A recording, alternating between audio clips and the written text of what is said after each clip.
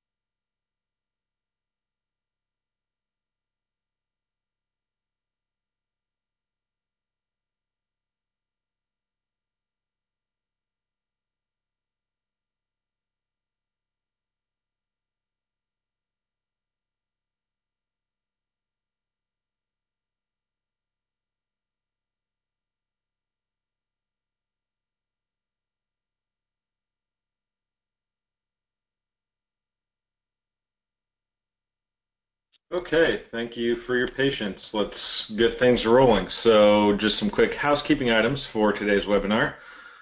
All attendees have been muted, so please put any questions you have in the chat box.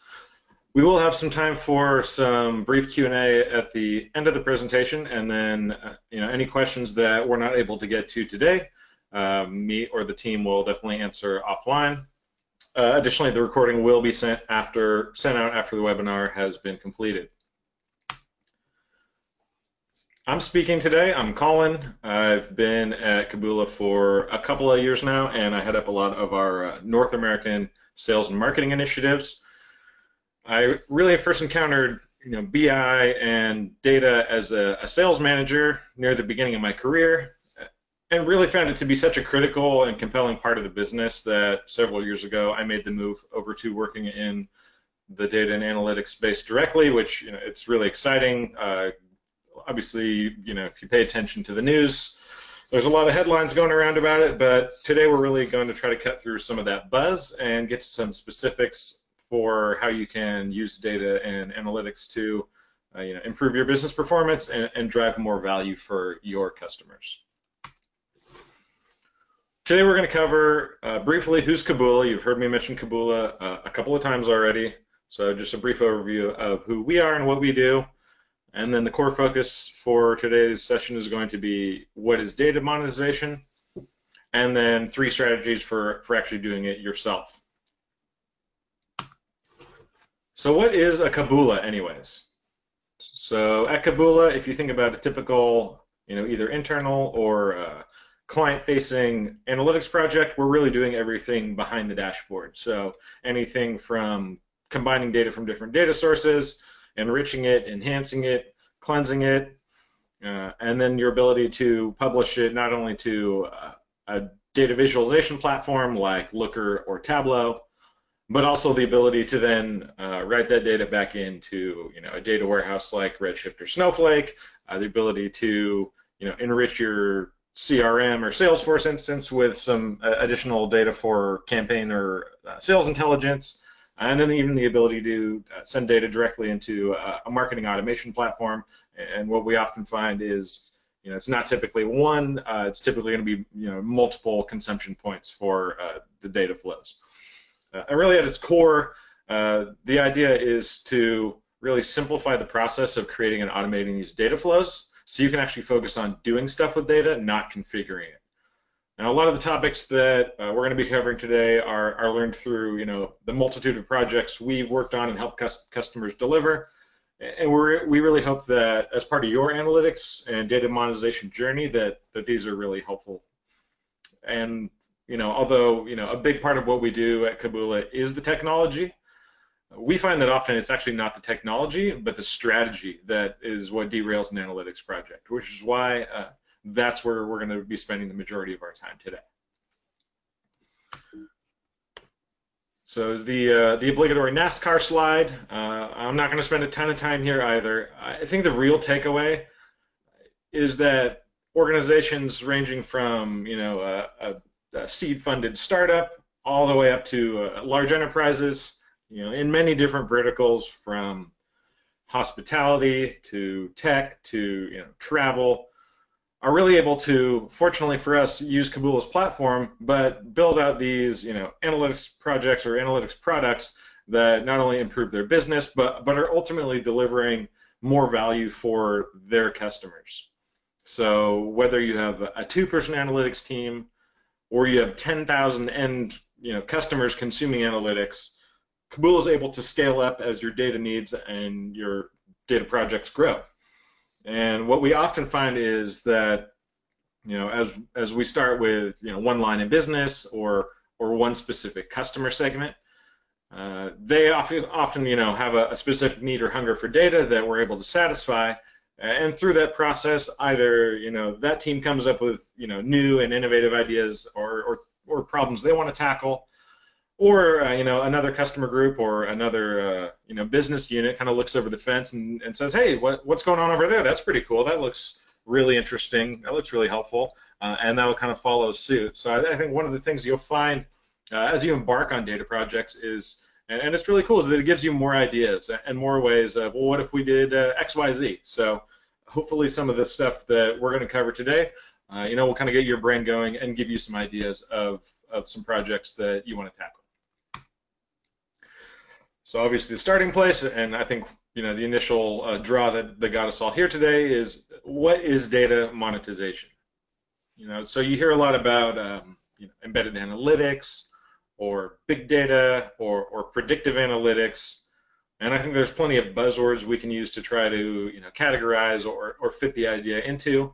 But the purpose of today's webinar is really to look beyond the hype at specific approaches that you can take to not just extract additional value from your data for your business, but again, at the end of the day, are you delivering more value for your customers, or able to make their experience within your product better, or help them do their job better? So what exactly is data monetization? Let's spend a little bit more time on that. And the term gets thrown around quite a bit. And sometimes, it's kind of, well, what do people really mean by it? And I've seen a lot of definitions that get thrown around over the years, and in my mind, none of them have ever really quite gotten there. I think they're either too vague, or they just try to kind of, encapsulate too much in the definition, or really just at the end of the day are just not very helpful. So for me, I like to boil it down to, data monetization is delivering quantifiable value with or through the use of data and analytics. And I think a couple of the big highlights in that phrase are quantifiable and value, right? So is it something we can measure, and is it actually helping or benefiting either the business or the customer? And often it's not an either or, it's a both. Excuse me. So I would definitely pay attention here if you got your notebook out. If you're trying to sell these ideas either internally to your CEO or a line of business leader, or you're going to be kind of pitching these ideas to customers and saying, hey, does this sound interesting? These are the types of things that generate some serious interest and excitement around data monetization. So something to keep in mind is that data monetization, it's not just one approach or strategy. Depending on your business, depending on your data, and ultimately depending on your customers, there are really multiple ways to think about creating measurable value with data. These three definitely get a lot of attention, and they tend to pique interest, as I said. So generating new streams of revenue. Who doesn't want to generate a new stream of revenue? Reducing churn of existing customers. That's going to be a topic we're going to go back to a few times today. And then increasing engagement within your current customer base. But wait, you do need to understand that although there are some big benefits, you do need to understand the right steps before you can reap the rewards. So you might recognize this guy. One of my favorite Bruce Lee quotes is, "I fear not the man that has practiced 10,000 kicks once, but I fear the man that has practiced one kick 10,000 times." And as I mentioned before, there are many approaches to monetization. So what's important is that we have a real understanding of our business and our customers, and we're focusing our time and resources on the things that truly align with both. I think if you just start picking different strategies piecemeal and throwing money at them, every different way to monetize your data without really thinking it through, it's initially going to cause frustration, which will lead to a lack of results, and ultimately it's going to be the feeling that data monetization on the whole is just a waste of time. And so if you're not approaching it from the proper standpoint, that could be the end result, and I think that would be a huge mistake. So what we really need to do is identify what are the critical kicks for our monetization strategy, know them, practice them, and make the most of them. 3 key considerations. So the 3 main areas we're going to cover today, one being strategy. I think that's a great place to start, but why the heck are you, or why should you be going down the data monetization path? Once you do embark on the journey, what are some of the potential hurdles or challenges that you need to be aware of? And then at the end of the day, what are some specific ways we can actually take advantage of these strategies to actually make money, right? Because 1 and 2 are interesting, but if you're not actually going to make money out of this, why would we be doing it in the first place? So strategy, I think this is always the best place to start. Sun Tzu, who I'm sure you're all at least familiar with, who was a highly regarded general, strategist, and philosopher in ancient China, and to this day, his texts are taught in military and business strategy alike, said that strategy without tactics is the slowest route to victory. Tactics without strategy is the noise before the defeat. So without a sound strategy, we're really going to be lacking the North Star to align our initiatives to. And it could be that, again, if you're just throwing money at different ideas without having an overall strategy, you could end up spending more time and resources than necessary, or really just spending them, inefficiently and ineffectively. And as I mentioned at the start, we've really found through these projects that it's not typically the technical component of the project that's really going to cause you the trouble. It's the strategy or the lack thereof. So here at Kabula, what we have found to be good reasons for pursuing data monetization strategy, I'm going to get into next. Don't leave money on the table. It might sound, kind of trite, but we talked about some of the buzzwords thrown around, big data, monetization, and I'm sure in the last year and a half or so, you've all heard about machine learning or AI, and there's always going to be the IoT making the rounds.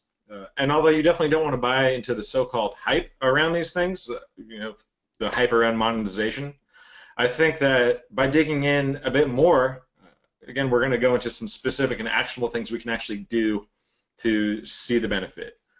And IDC did report last year that the business analytics market's growing at a rate of over 11%, and it's going to be a compound annual growth rate of almost 12% through 2020. So clearly there's a lot of investment going into it, and it's not just hype. And this really shouldn't be surprising because at the rate the data volumes are growing, and just the number of data sources everyone has having to work with, it's really at an astronomical rate. But even with the quote-unquote hype, we shouldn't be looking at data and analytics as a long shot or a shot in the dark or just something that's aspirational. If we're still sitting here saying, let's wait and see what our competitors do, oh, well, data analytics is really only for big organizations like Google or Facebook or GE. Well, it's actually not the case anymore. And if you're just sitting on the sideline waiting, the longer you wait, the greater the gap's going to become. So we don't want to leave money on the table. I'm here to tell you, yes, data monetization is something worth pursuing. And analytics is becoming a bigger and bigger competitive advantage. Again, one, if you're not doing anything already, the gap's already growing. But two, if you're not familiar with this guy, and maybe you're a baseball fan, maybe not, you probably at least heard of him. His name is Billy Beane. And this was actually one of the places that data as a big competitive advantage started making a lot of headlines. It was around 2003. There's a book called Moneyball, The Art of Winning an Unfair Game. And they made a movie about it with Brad Pitt in it as well. But it really details the story of the Oakland A's baseball team and how their general manager, Billy Beane, really tried to bring them back into the competitive landscape, even though if you actually looked at the teams, they were one of the smallest salary cap teams in Major League Baseball. So what it really examines is, to kind of summarize the story, is that the conventional wisdom of a lot of baseball insiders and the like were tracking very traditional metrics, which now have been kind of deemed incorrect metrics, such as hits, batting average, and stolen bases.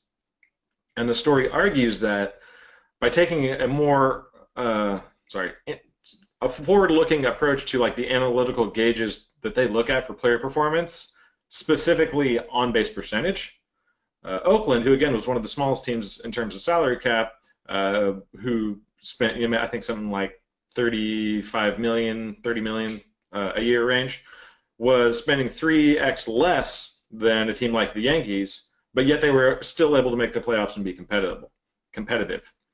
So this approach actually changed not just baseball, but really sports in general. So I'm from Oregon.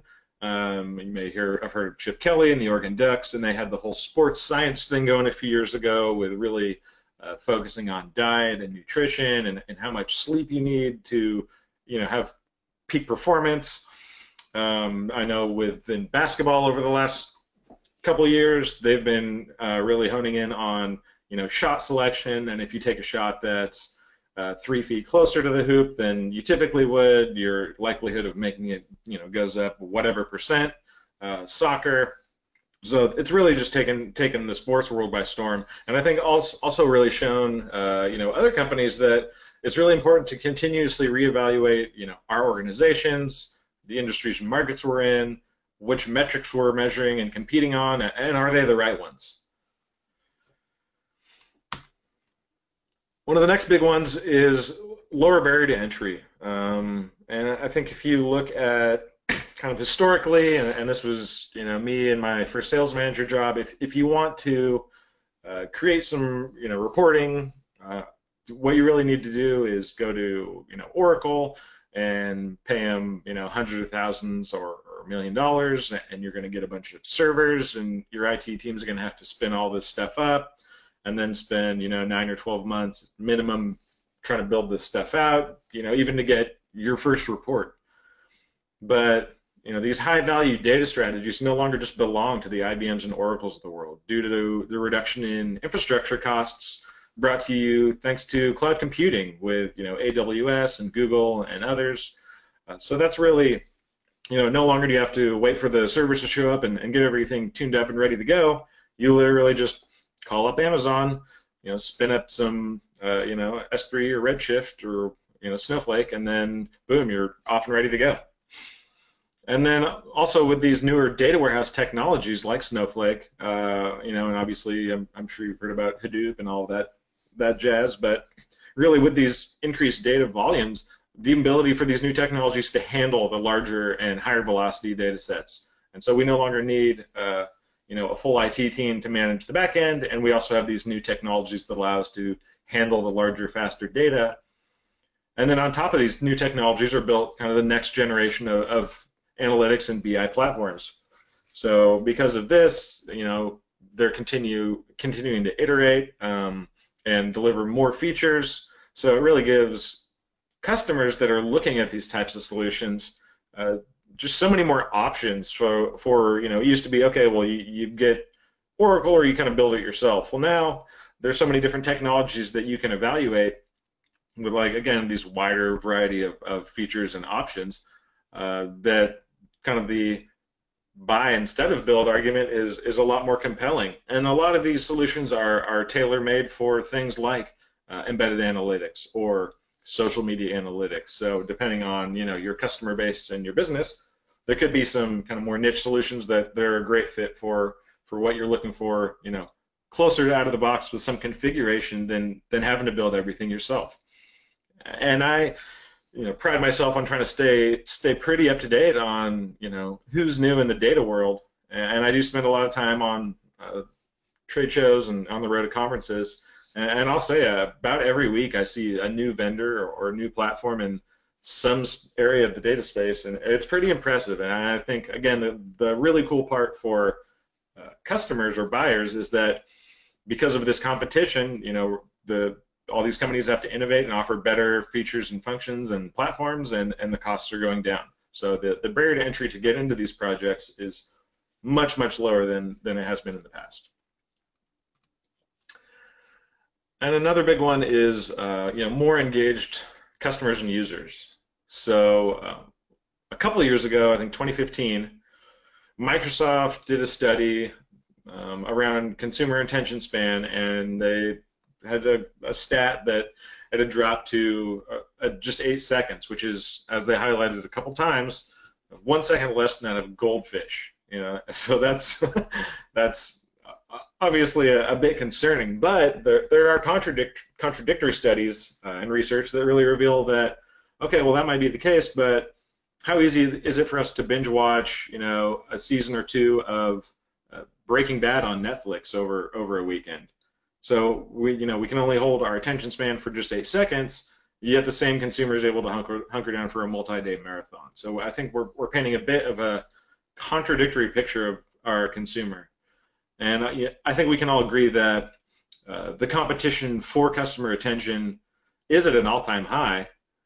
These same customers are willing to engage in things that they find compelling. And B, we're also seeing a big trend of really the hunger for data. So, it may have started out with something like, Facebook and how many likes or comments did you get, or how many likes or retweets did you get on Twitter, to kind of the next stage of things with people wanting to track activity on Fitbit, and really just getting more data educated and data savvy. So wanting to actually really understand kind of the numbers behind things and seeking more of this data out, which I think is really cool. So can we use data to identify things that would be more engaging for our users or customers, and or B, can we use the data itself to actually create more user engagement? And we'll definitely get into both of those as we go through the presentation. And then the last one for this section is really, are you able to identify a new segment or market? And I think, again, as we go through, I think you'll see that the answer is yes. And actually, some of the coolest applications I've seen in the data monetization realm really fall under these kind of identifying a new segment or market. So, obviously, increasing revenue from your current customer base or your target customer is great, and that's typically the place most businesses start. Why wouldn't you? But for example, the Weather Channel, we all know who they are. They had their actual weather channel on TV, which is still there, but that was, I think, where they first started. And then they had weather.com, so you go put in your zip code and you get the 5-day forecast. They were actually one of the early proponents of creating an API to allow other businesses to pay for the weather data feeds to enhance their products and platforms. Think about pulling weather data into restaurant analytics to understand, maybe how if it's sunny out, you're going to sell more ice cream, and if it's colder out, you're going to sell more coffee, for example. So, we're obviously big proponents of APIs at Kabula, but it's just really cool to see kind of how that technology element has allowed businesses that maybe started one place to, not just shift, but take on a whole new segment or a whole new market. For example, if you are a SaaS sales platform and you're used pretty widely in the tech industry, for example, could you take some of that anonymized data about the behavior of sales reps or the kind of typical flow of opportunities and create an actual insight package on top of that, and then sell some benchmarking data to potential VC investors, for example, so they could then gauge how well the sales teams at a startup they either work with or a startup they're thinking of investing in is performing. Or think about a health inspection software company that's looking to aggregate data and make it available to restaurant chain operators, right? I mean, it's kind of the same rough market, but a new segment that they weren't initially attracting. Point of sale data has a ton of value to vendors.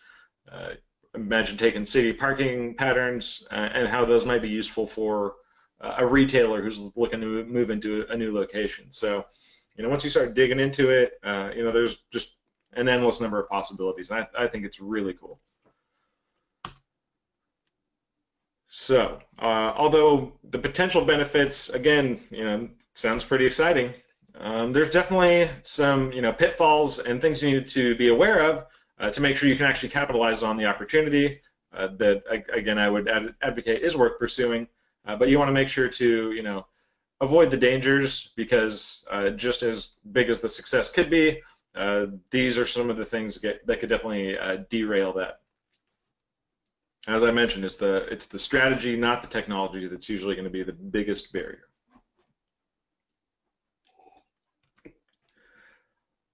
How are you measuring success? So let's kind of start with what data monetization isn't or needs to be. So it's definitely not panning for gold. And I'm sure you're all familiar with the story of the California gold rush.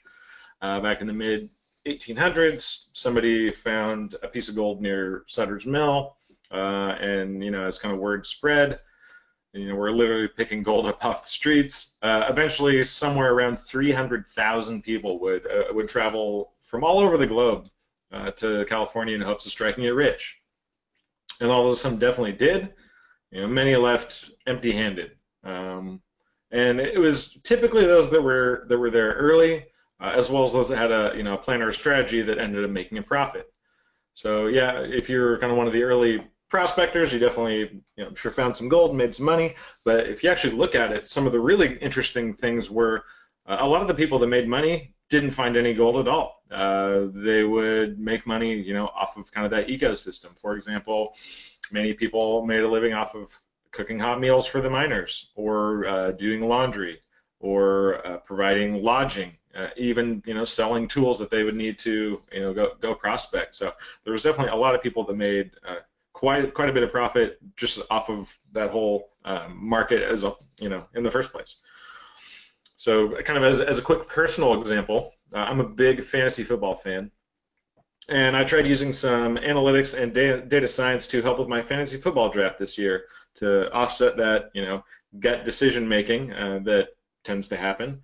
But I definitely ended up running into some troubles. So I initially started to build out my own kind of model using some historical data, and ended up coming across a really cool kind of Python library where basically this guy took a bunch of historical data and it took into account just any number of factors, and it was actually really interesting, even up to having a predictive category for the likelihood that a player is going to incur an injury, which is a big problem. And so I followed those metrics pretty close.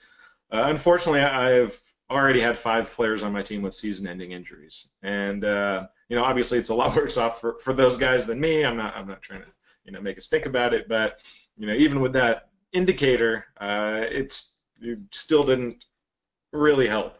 It also didn't predict that one of my top receivers, who was a top 5 wide receiver last season, would be severely underperforming and near the bottom of the league in scoring this year. And also, by looking at the rankings, it helps predict what players should do throughout a total season, not week over week. So these are kind of some of the things I really couldn't account for. as well as your opponent's team, strength of schedule, their players. So despite all that, my team's 1-4-1, which is not very good. So I would say this was definitely not a successful use of data, but again, I thought it was worth a try and kind of interesting. One second. Okay, so high risk, high reward. With all this unlocked data potential also comes a huge amount of risk. You, again, can achieve great things like increasing revenue or increasing user engagement or reducing customer churn, but if done wrong, there are definitely some huge potential downsides.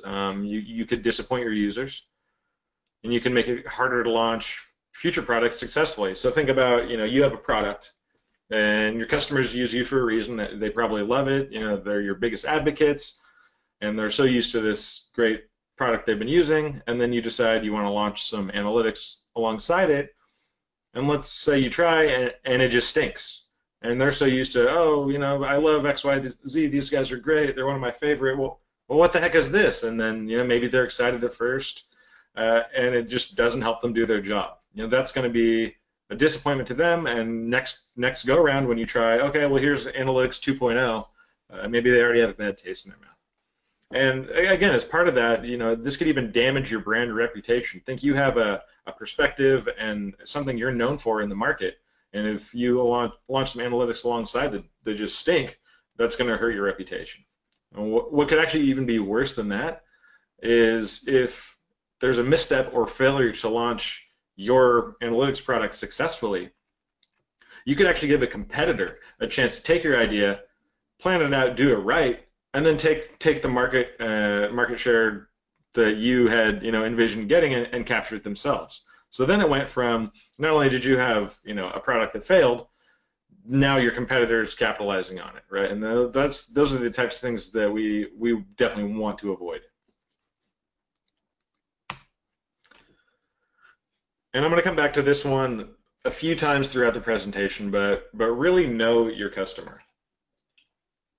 And I'm not talking about the old a line of business manager at a manufacturing company type of no. We actually talk about user personas a lot in product workshops that we do. That might sound kind of like buyer personas from marketing. There are some similarities, but this is one of the most critical parts of the entire process. So for this one in the next slide, I would take notes here. Let's just put a star here. These are important. So who are your users, and who's actually going to be consuming the data?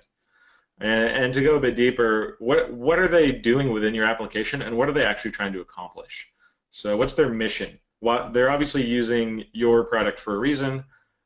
How can we figure out what exactly they're trying to do here? And one of the best ways to get this information, as far as like how do you do your job every day in our product, is literally, if you get the chance, go sit next to one or a handful of customers, or get on a WebEx or whatever, but really try to figure out how are they accomplishing their mission within your application. And based on what they're doing, are there opportunities while they're in the application to keep your users more engaged that you're not capitalizing on? And to kind of tag onto that one, onto 2D, what problem are you actually solving for them? So we're already kind of having an understanding of their workflow, but what gaps exist due to the lack of data and analytics? So a good example for imagine okay, well, what analytics capabilities could we create to help close the gaps in their workflow? Here's a good example. We were working with a company where let's say they would go in the application and get answers to questions A, B, C, and D, but once they needed E and F, they would then have to exit the application, go to another system, run a couple of reports, go back, and kind of resume what they were doing. And we've all heard the stats thrown around. Once you kind of change your attention from one thing to another, it takes anywhere from 10 minutes to a half an hour to get your attention span reset. I don't know what the exact figure there is, but the idea being, if we can actually take those 2 points of information that they don't have, bring them into our application, and kind of close the loop on that workflow, we should have a more engaged user. We should be able to keep their attention for longer, and we should be able to help them, accomplish their job better and really deliver more value within our application. So again, 2C and 2D, these are a couple of really important ones, and I would definitely keep these in mind. So, as an example, we've definitely seen teams build technically superior, analytics solutions. But at the end of the day, no one cared and no one came. And think about it like this isn't a field of dreams. Just because you make it, they won't necessarily count. And there may be some initial excitement or buzz for the new toy in the room. But the real answer here lies in understanding your customers and your users and helping them solve their sole purpose in your application. Measurable results. So we talked about at the beginning of the webinar, a couple of the critical components for monetization were value and quantifiable results. So not every data project needs to be specifically gauged on generating new revenue. I know that's an interesting one, but the real key takeaway here is there a positive measurable impact on your business or for your customers or not? If there is, again, we're going to set these ahead of time. Great. And if there isn't, well, it's not successful, just like any other project. We've all heard about the term SMART goals, whether at school, work, you're working with a fitness trainer. But it's an important thing to keep in mind here as well, which is, are they specific, measurable, achievable, relevant, and time-bound? And I know there's some variations of that. But really the whole point is, are we actually setting goals ahead of time and then making sure that we are or aren't meeting them? So we talked about the strategy, we've talked about some of the hurdles, and now we want to get into the specific approaches for actually generating revenue. And obviously there's a lot of different approaches. Which ones make sense? I said depends a lot on your business and your customers. And I'm sure you've heard everything from data's the new oil to turn your data into dollars to there's gold in your data. And although those are all pretty catchy phrases, at the end of the day, they aren't very helpful. So I want to get into some really specific examples of the way we at Kaboola think about data monetization and how you can approach it. So let's start with the typical, most exciting one: increasing revenue for your business. For example, that could mean improving sales and marketing effectiveness. The better you know your ideal customer, the better you can, understand them, target them, and engage them. And in aspirational terms, this is often known as, either creating a 360-degree view of the customer, or the, holy grail of marketing, the single source of truth. And although I think we're always striving for this, to really get to a true single source of truth is, a pretty epic challenge. But obviously, the closer we can get, the better we can deliver some value for our customers and find them, right? And kind of on that note, by improving marketing spend effectiveness with some of this data, for example, we can make sure we're getting the most bang for our buck, on the channels that work, while reducing and moving away entirely from channels that don't. So, for example, if your buyers are often on Twitter and Facebook and not on LinkedIn, well, there you go. Invest where they are and probably double down, and then taper away from or just go away completely from the places they aren't engaging.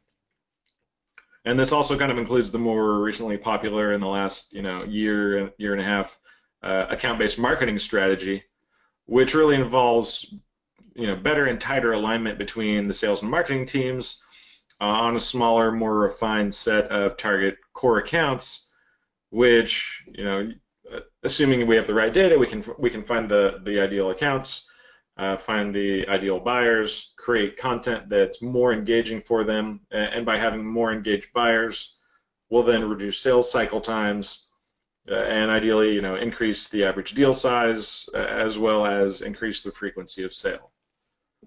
So I think all these are obviously good, but it really should be, a combination of multiple things, right? As I mentioned, usually when you start one place, you get an idea, or somebody else has an idea. So, for example, you could bring some of that core data about your ideal customers for, the marketing spend, and then feed that into, your marketing automation platform to enhance the email campaigns, and then take some of that same data and feed it into your CRM to provide some additional intelligence for your salespeople, and really just trying to better understand the customers and use the data to have more relevant conversations and be more engaging.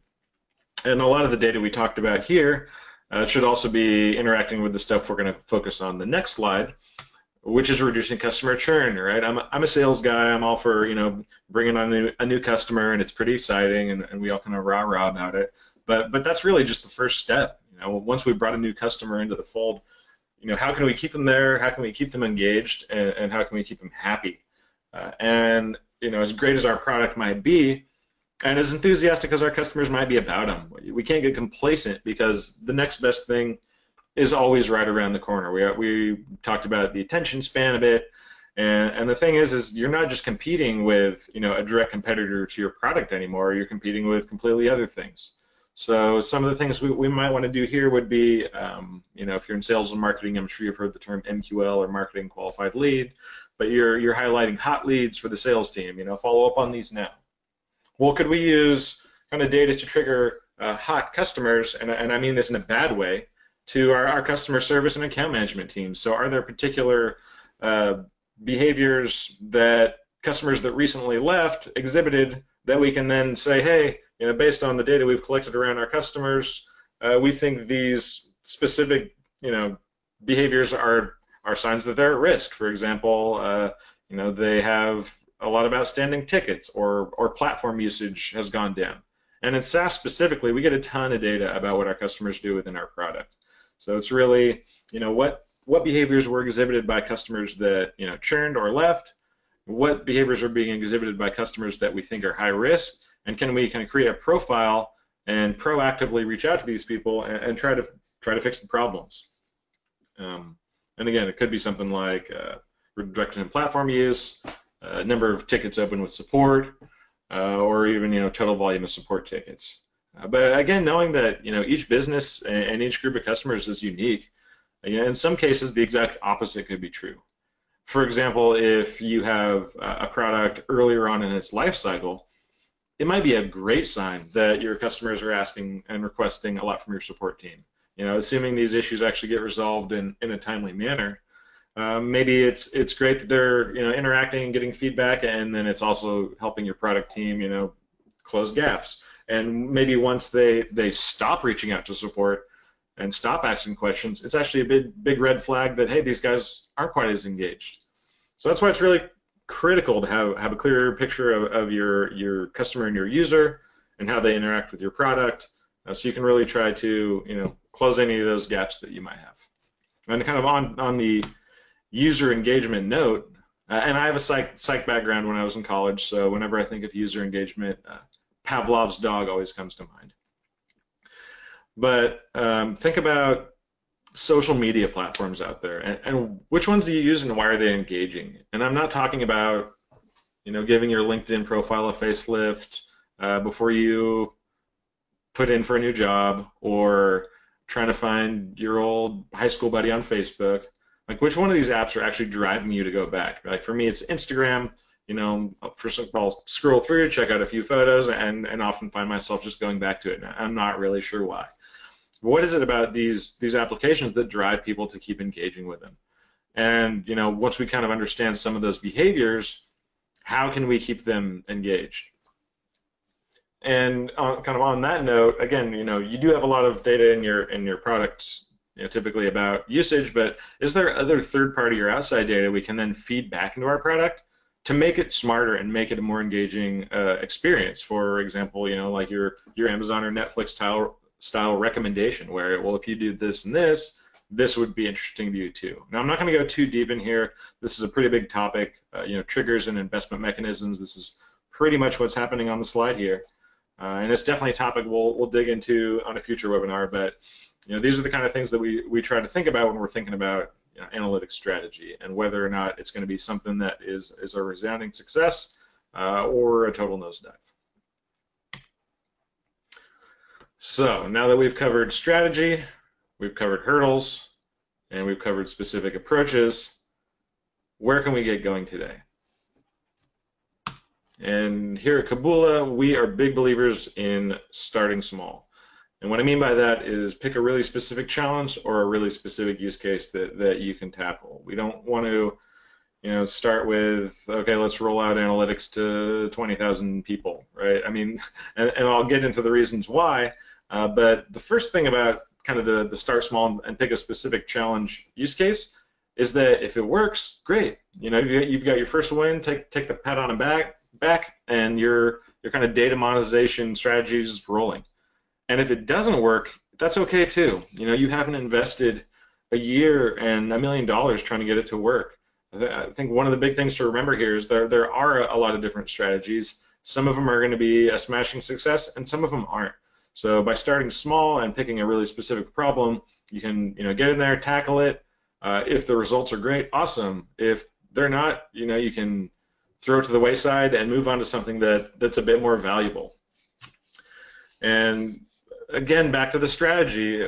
If we have a sound strategy and we're planning ahead, yeah, we're going to encounter some bumps in the road, but we'll be able to see if these things are lining up to our goals and expectations or not. And again, by starting small, you can be agile enough to change direction or scrap the project altogether, and then pursue something else that has some more potential value. Is there an area where clients are asking for more? Now, this is a critical part of the starting small. You don't want to just pick any old thing. And if you've spent any amount of time in product or sales or marketing or customer service or any customer-facing job, that customers like to ask for stuff, and some of them like to ask for a lot of stuff. But here I'm not talking about, no, that's great, right? You want to listen to that feedback, but here I'm not talking about every one-off request you've ever gotten. And some people are definitely a bit more picky about those things than others. So I'm not talking about every request you've gotten over the last 6 months. What I'm talking about is there a particular area within, a segment of your customer base, or even a broader part of your customer base, that they're really begging for more, that's getting a lot of attention. Those are great start small areas. So maybe there's a gap in the workflow that we can use data and analytics to fill. And one of the other great parts about that is that you already have an idea based on that segment of who your user is. You definitely want to go in and ask some more questions. And then we're moving on to the next slide, which I'll get into, right, is actually having a group solicit some feedback. So one of the things we love to start with at Kabula, and there's a lot of different names for it depending on the flavor. It could be a proof of concept, could be an MVP or a minimum viable product, could be a trial, could be a prototype, but really in the vein of starting small, we're big believers in proving out the solution. So if you've identified a gap in the analytics, like we talked about on the last slide, they have a problem, yeah, going to them and saying, hey, if we could do this, would this be helpful, or would this be valuable? I think that's fine, but if you can actually walk the walk instead of talking the talk and say, hey, we actually built this, put it in front of them, let them get their hands on it, and say, is this what you meant? You're going to get some much more animated feedback, and you really have a good understanding of is this thing good, or is it really, do we really miss the mark here? So a few things to really keep in mind when we're talking about a PSC or an MVP is, one, who's involved. So who's leading the charge, who's going to be building it, and then who's selling it, either internally or to your customer base. And obviously, who's going to close that feedback loop so we understand if we're on the right track. And then as part of that, really identifying back to the SMART goals, what does success look like, and will we know if we get there? So, if you build it and it's done, but we really didn't outline the success criteria, are we going to know if it's actually what we wanted, or do we just build something? Are our teams actually aligned to achieve it? So if, the leader's excited about the project and the sales guy's selling the crap out of it, and then the builder guys are actually too tasked with 3 other projects to build the thing, well, that's going to be a problem, and any other flavor of that situation is going to be challenging. And then assuming we make it happen, and it's done, well, then what, right? So if you start the project and it nosedives, well, you don't have to worry about it. You can just throw it in the bin with all the other failed projects and move on to something else. But what if it's a smashing success? Do you already have a plan in place to keep the momentum going? Once it's green light. So this is definitely going to be a topic we're going to dig into as the series goes on a lot more because, like I said, it's a pretty big topic. But this is a great kind of combination with the whole start small mentality, and really lets you get something more tangible and really see if what you and your customers had in mind. 3 key takeaways. So to kind of recap, strategy, right? Why the heck are you doing this? So, you know, as I stated, if you're not pursuing data monetization, your competitors definitely are. So this could either be a competitive advantage or a competitive disadvantage if you're waiting on the sideline. And with the barrier to entry, you know, as low as it's ever been, you're really leaving money on the table if it's not something you're pursuing now. So hurdles, we talked about some of the hurdles you need to know, but again, it's high risk, you know, generating new revenue, increasing engagement, reducing churn. Those are all great, but there's a lot of risk associated to it. So make sure that you really have an understanding of those 2 slides I talked about. Know your customer, right, and what problem we're actually solving for them. And the better you know your customer and their problems and how you're able to solve them and keep them, you know, within your application engaged, the more value they're going to see out of your platform or product, and the more they're really going to see the, you know, measurable, quantifiable results we talked about, as well as you. And then, you know, approaches, specific approaches, you know, whether it's increasing revenue, decreasing churn, or increasing engagement. Don't forget to start small, you know, create a definition of what success looks like, and then really have the process in place to validate, you know, did it work, did it not? If it did, what's their next step? If it didn't, you know, on to the next one. So I hope you guys really enjoyed that. I know I did. We do have some time for some brief questions, and again, if I don't get a chance to get to all of them today, we'll definitely follow up offline. Okay, so questions. Can you talk about some attributes of good data products? For example, are good data products focused more on revenue, churn, or engagement? And that's actually a really great question, and to be honest, we could probably spend an entire webinar answering it. So I'll do my best to just answer it more briefly. And again, we'll take that as a teaser. We'll probably get to something like this later. But I would say at its core, this really goes back to the slide 2C, 2D around the user. I'm not trying to sound like a broken record, but I need to, because I mentioned it's a big one. So a lot of times what analytics teams do when they're creating an analytics product for their customers is either they'll take their old reports and kind of transfer them into some new shiny visualization layer, or they'll just throw a bunch of reports on the page, or even if you want to get a bit more refined, they might separate them out by region or by product or something like that. And even though maybe the latter is a bit more compelling than the first 2 scenarios, it's still not really tailored to your user. So to really know your user, you know, that's one of the things we dig into a lot in our product workshops when we're, you know, going through the process of creating these analytics products, is creating a user persona. And again, it's similar to a marketing persona, but really the team is going to take the information that we get from these user personas and their workflow and how they accomplish their missions and what they're trying to get out of their time spent in our product, and really design dashboards that follow along that workflow. That way that, you know, while your user is trying to accomplish something, the data they need's there, they're able to solve their problems easier, and that's really going to help them do their job. So if we can identify any gaps in their workflow and then fill them with analytics to keep them, you know, in our app instead of going somewhere else, well, we're better serving them, and we're adding more value. And value is really the name of the game. Okay, next one. When you do an MVP or a proof of concept, how do you know when to move from test to production? So that's another really good question. Yeah, so I talked a little bit about some parts of that, but and again, it's definitely a bigger topic. But to provide some feedback, as I mentioned before, a good starting place is defining success. So what we're trying to achieve, and like what value are we actually trying to create out of this? So once we have our success criteria in place, again, we've got the team, we know what we're trying to do, and we know who's in, you know, kind of what success looks like. The whole point is really to determine whether what we build is something that's going to help our customers or users do their job, and really something they would either A, pay for, or B, at least fill the analytics void they had. If they've been asking for something, okay, well, is this going to do the job for you?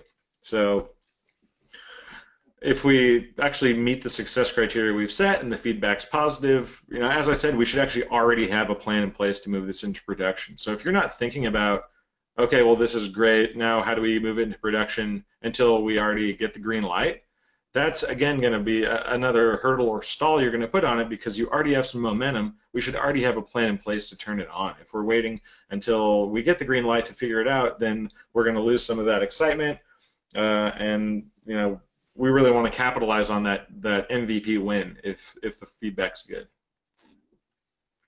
Okay, I think we got time for one more today, and then again, if for any of the ones we didn't get to, we'll follow up afterwards. So what kind of metrics do you use to measure success of your analytic projects? So would it be time spent per user, revenue per user? Okay, so how do we measure the success of an analytics or data production initiative is what I'm reading. So a big part of this is going to be tied to the reason for pursuing that monetization path in the first place. So if you kind of think about it on a few different levels, if you're creating some really next generation analytics that are providing new insights and adding a ton of values for your customer, you can definitely charge more for those. And I think revenue should be at least one of the success metrics. I'll get into a second, like exactly how you gauge that. But if on the other hand, for example, we talked about the old antiquated dashboard and your competitors has something new and late and great, and you're really trying to catch up, in that case, I don't think that you really have a ton of room to charge more because you're really just trying to play the catch-up game, because you have antiquated reporting and you don't want to lose your customers to your competitor, so you're really just replacing the old stuff with something status quo or maybe a little bit better. And so in those instances, I think it would be more about are your users spending time with the analytics? That's going to be your big metric for success. Because if you're really just filling a gap to kind of thwart off a competitor versus actually adding a ton of new value, your purpose for that project is going to be different, and so are your measurements. So it's also it's really like, what's the strategic goal here? If it's increasing revenue, then yeah, net new revenue from the analytics and spend per user should be a big one. Or example, if you're kind of creating a tiered analytics strategy where maybe you have the basic. We like to do this a lot, where you have the basic dashboards that everyone gets, and then you have a plus tier where maybe they get a little bit more, a few more metrics, and they can run a few of their own reports. And then you have your, super tier where they get, benchmark data and things like that. So it really is going to kind of depend on the overarching goal of the analytics product itself. So I think that's about all the time we have for questions today. Again, thank you so much for joining me on the webinar. I really enjoyed sharing our perspective with you, and I hope you all found it really valuable as well. As mentioned, we're going to send out the recording after we're finished. And here's my info. Feel free to either email me directly with any follow-up questions or feedback, or if you have a current project you want to discuss. Additionally, I'm happy to connect on LinkedIn, and if you want some of the latest, greatest news from the data analytics world, I try to share it on my Twitter, so feel free to follow me there. And kind of on the note of having a current project, we did create basically it's a data product readiness assessment. So if you're going down the road of an analytics project, we created an assessment tool to really help you determine project readiness. We talked about some of the hurdles, so to really identify, places the project is strong, places where maybe there's some room for improvement.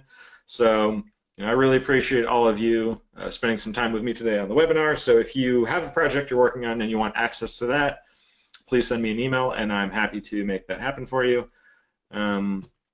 And then again, so this is kind of the first in our data product learning series. We're going to plan the next webinar in about a month. I really hope you'll join me again.